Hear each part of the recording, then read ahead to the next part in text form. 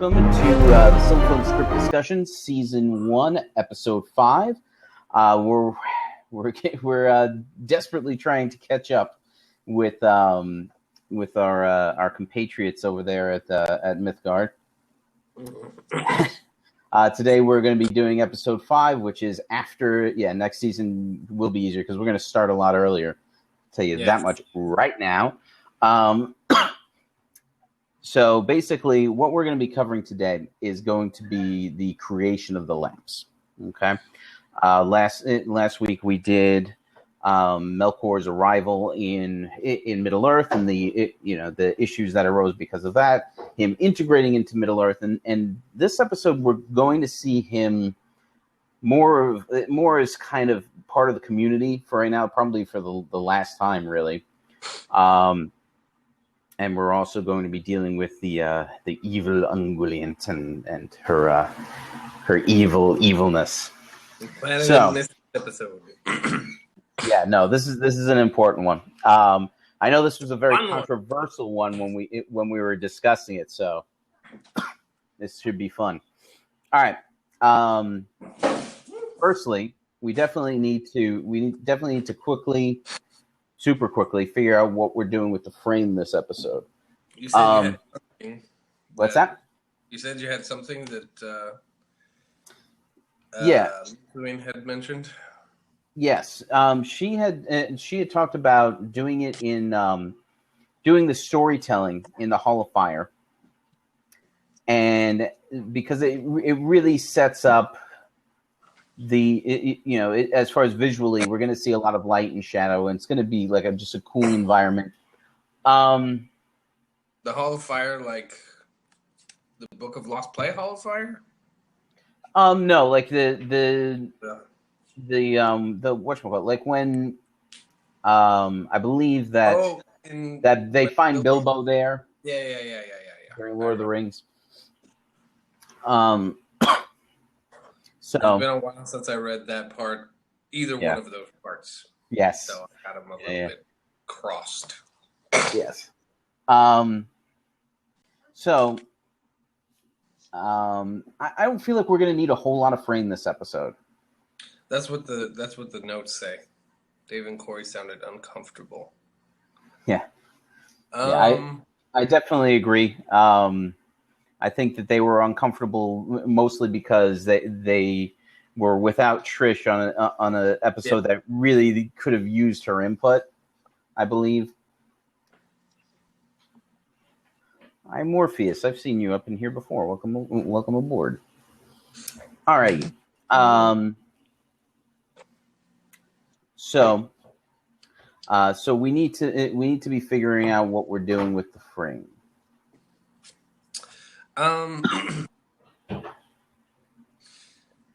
Can we get a recap on last episode? Because I can't remember. Yeah. Okay. Cool. So last episode we basically had Melkor's arrival in Arda. We had him. We saw his effect on that and the climate change that arose. Basically, he helped fix it. Everybody loves Melkor. He's fantastic. Except for, what's his name? Except for Olmo is clearly uncomfortable, yes. Yeah. And Varda is suspicious. Right. Quietly suspicious. For me, one of the things that was important to kind of set the tone was that Olmo took issue very personally with the fact that Melkor had done his little thing. So, like, I envisioned a small scene where I wanted there to be hostility between them immediately, even though it wasn't open, like, I don't trust you. It was more of I wanted it to be more of a personal thing, where almost like, look, this is me, this is my area, and you do not touch my area ever again without consulting. That's good. I think that there's the climax of that episode is going to be the conversation between them, where it kind of gets a little bit resolved, but we can definitely leave it on a note of, all right, you could, okay, snowflakes are cool. I like that. I like the rain thing. Just stop messing with my stuff. Right. Okay, and I think that if we leave it on that note, I think that's right. That's good. Don't not even necessarily stop messing with it. Just never again without my permission, right? Like you Right. come to me next time before you touch anything. Yes. I kind of want to make Omo maybe out to be sort of not a bad guy necessarily, but just kind of a. They are naturally going to be at. How come I can't see the rest of that? At odds, yeah. Korea says Almo loves Arda, Melkor loves Arda as his kingdom. They are naturally going to be at odds, absolutely. And I think that if we go ahead and put that note at the end of that conversation, that's really going to set the tone for their relationship, and why because Melkor is going to personally target him at some point, right? Fair soon, actually, right. Okay. So for the frame, I guess, I think maybe this is a good time for. Well, okay. So in episode 3, we had sort of the question like, well, what's the deal with Melkor, right? And that kind of led to the whole Void episode. Yes. Well, no. Well, all right. Well, yeah. Basically, yes. That's what kind of leads into that. And then the frame for episode 4, for episode 3, 4. Yes, 4. Numbers, awesome. The frame for episode 4, what we decided to do. Karita says, I think that Elmo could and maybe should come off as not the most likable guy. He's a good guy, but a diplomat he's not. I agree. By the way, for those who just joined us, Karita has been involved with the project for a while. We just can't seem to get her video to work. So I'm gonna be definitely reading her comments to make sure that her input's included because it is awesome. Anyway. And she's always here. Yes. All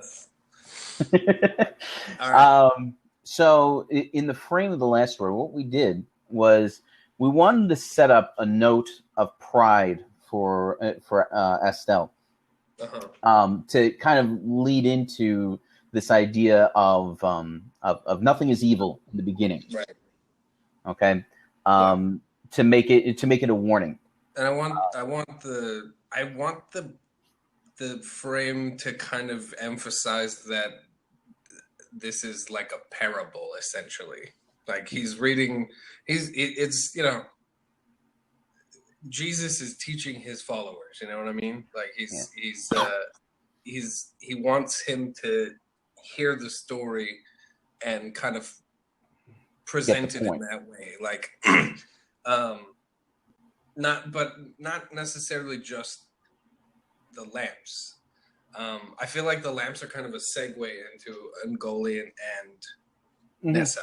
Yeah, I feel like that's definitely going to be the main focus of the plot in this episode. The lamps are going to be more of like a B plot for most of what's happening. But that's how we start, though. Like that's how we get into the story. Like, let me tell you this story about these lamps, and then it turns out not to have all that much to do with the lamps, but that's how we get into it, because that is kind of like, I feel like that's sort of the impetus for Ungoliant, because Ungoliant, we've seen her kind of briefly before when we had the first sort of meeting at Almarin. And Almarin. And then, hey, look who's here. Hey, hi, Marie. Feel free to call in when you get a chance. So he dang it, I totally lost my train of thought. It's too early in the morning. Add some coal to it. It'll go faster. Dang it. Train, steam, I don't know. Anyway. Okay, so basically, and I agree with what you're saying. What you were saying earlier is that the frame needs to give us a reason why Elrond is telling us this story, and that was kind of the what generated the kind of the sword thieving moment that we discussed for the frame in the last episode, which hopefully I will have finished most of it by tomorrow afternoon. I'm Can hoping you to have that up. break that down for me real quick? He steals a sword from. So basically, and I had to kind of lead up to this in my brain a little bit, so I kind of gave it a little bit more thought after. Where it's leading up to it. We're leading up to his birthday because it's early March already, Right. and maybe he's doing some sword practice with a wooden sword, and he maybe he says something to the Elrond here or Elladan or whoever's working with him. When can I have a real one? And he says, well, soon. I don't know if you're ready yet, but soon. And he says, well, my birthday's coming up, maybe for my birthday. And he says, well, I don't know, maybe. It's not my call. And then his birthday comes along, and he gets something else. He doesn't get the sword that he the real sword that he wanted, a real metal sword. As anybody who knows me knows that, if somebody wants to give me a sword, it had darn well better be a real one that I could cut somebody open with. It's important to me. Anyway, so he steals the sword, and at first he hides it like under his bed or something. He doesn't even bring it out. He doesn't even get to enjoy it or use it or anything. It serves absolutely no useful purpose to him. Right. And he's hiding it under his bed. Mom finds it. Gilrine finds it, and she brings him to the owner of the sword, who's Elrond, and makes him give it back. To apologize, and then Elrond and Elrond isn't ungentle with him because this is something that kids do this sort of thing. But it is a serious issue, and because and while the act itself may not be a huge deal, right? Nothing is evil in the beginning. Right. Everything starts out with good intentions. And so that leads us into the episode. Right. So. So that leads us into this episode. That leads us into episode 4. Okay. Right. All right. So now we're in episode 5. We need to figure out how to get into the story of the abduction of Nessa. Right. Because that's really got to be the point of it. That's got to be. We have to tie that into the frame. Right. The lamps, it's the lamps are part of the story. They're a plot point. I mean, they're giving us more insight into who Melkor is and what his deal is, and also the sort of the only time that the Valar actually completely work together. Yeah. And make mistakes together, but this is like the first big deal they are doing all together. Because before we kind of like Almoran was kind of sort of them working together, but Melkor wasn't there yet, and they were still not very good at it, right? So I guess Estelle maybe is kind of sulky. Or did we completely resolve the issue? We resolved the issue of the thieving. Oh, hang on. Okay, then. In here. Bloop. There we go. We hope. Let's hope everything goes well this week. I'd be good, like. Yay! Hello.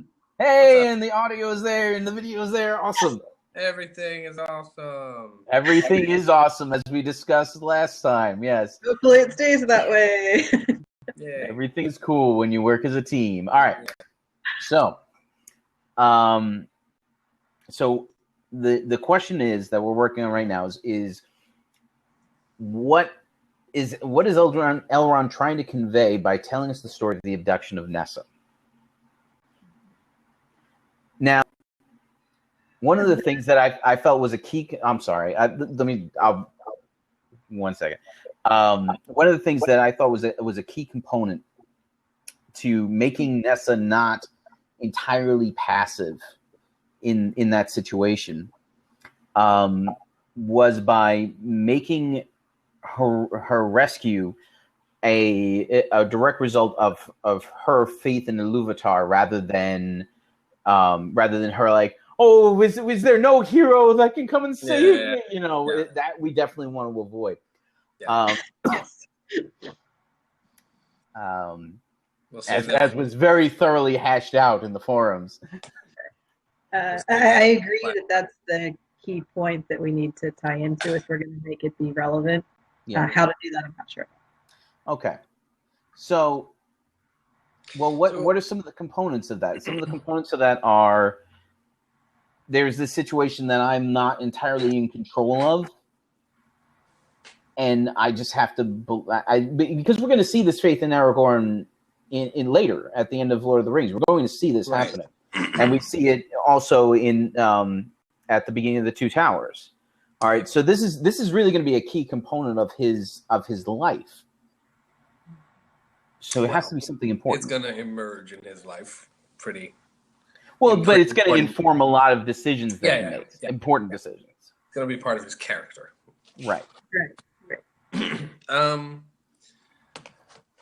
Well, so we're basically coming at the point where he learns this. Right. If you neatly wrapped up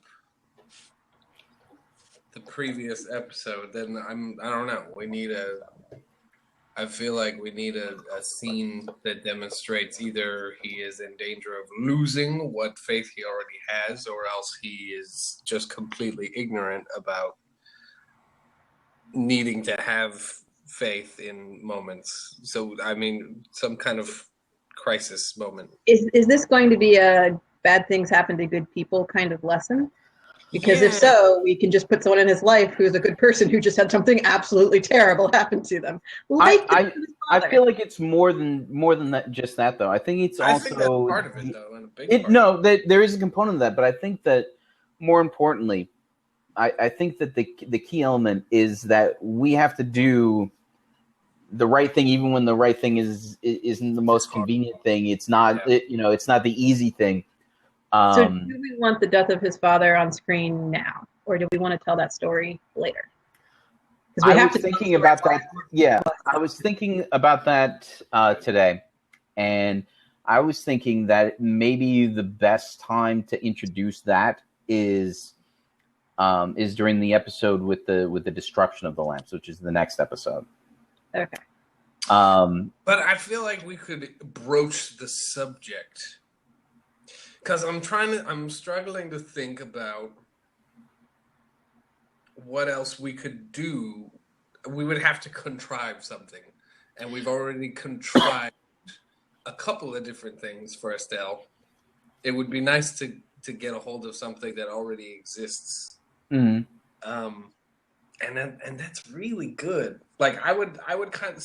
I feel like this is kind of a 2-part episode anyway, because the lamps sort of build the lamps, destroy the lamps. Yeah, exactly. Like even if it's not a to be continued kind of episode, it definitely is bookended by the lamps, right? Mm-hmm. So like at the end of this episode, I would kind of like for Elrond to be like, and like the story of the lamps doesn't end there because they're immediately ruined, right?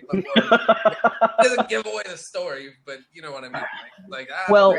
And we're introducing Nessa and Tulkas in this one, and they get married in the next one. So I mean, like there's things that are connected between these two episodes. So I would not be uncomfortable if like this was a little bit more. Like the continuity of these 2 episodes is a little bit more explicitly like picking up exactly where the other one left off. You know what I mean? Like it breaks, it comes to a natural breaking point, but then it's also like, okay, and then the next day they told this story. You know what I mean? The thing that I'm thinking about. I'm sorry, go ahead. The thing that I'm thinking. No, it happens. The thing that I'm thinking about is, and Karita is thinking Arcel may be putting on quite a bit of faith in physical prowess, while Nessa might be a good example of the moral fortitude, I think she meant, and faith in Iluvatar counts for more than swinging a sword. I mean, yes, absolutely. Oh my goodness. What if, sorry, I apologize for the loud bang. What if he